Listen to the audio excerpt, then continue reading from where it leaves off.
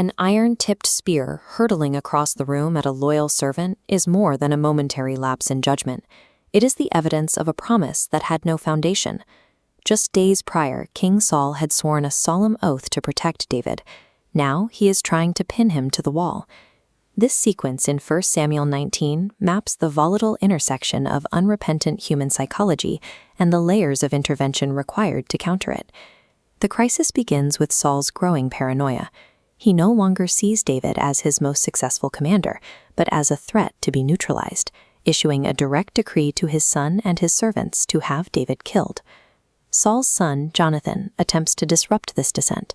He uses a reasoned, logical defense to confront his father, pointing to David's innocence and his history of service to the crown. The argument succeeds, at least on the surface. Saul relents, formally swearing that as surely as the Lord lives, David will not be put to death. That the peace is short-lived. An oath made without an internal change of heart is merely a temporary lid on a boiling vessel. Without genuine repentance, the old patterns of sin inevitably resurface, more violent than before.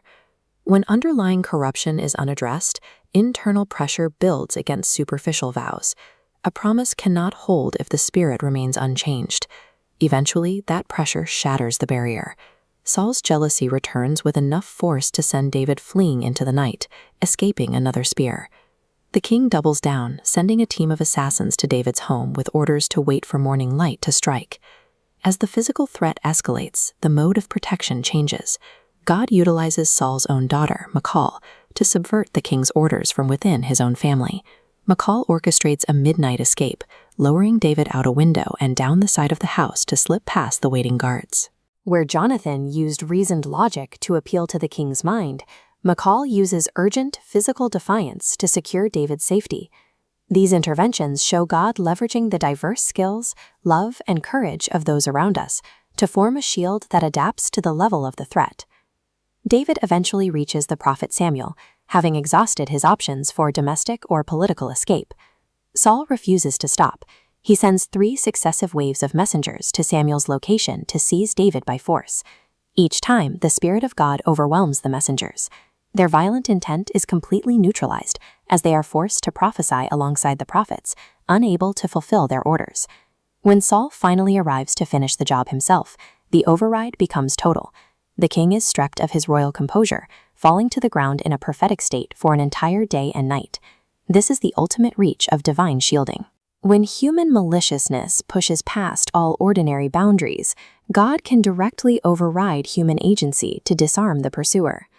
The events of this pursuit reveal the stark mechanics of spiritual failure and the relentless nature of God's defense. Saul's trajectory shows that empty promises are structurally unsound. Without genuine repentance, a person remains trapped in a cycle of inevitable collapse. Conversely, divine protection is incredibly versatile, operating through the intervention of people, the orchestration of events, and direct miracles. This reality provides the grounds for an unwavering confidence. Even when opposition feels relentless, there is no cause for despair.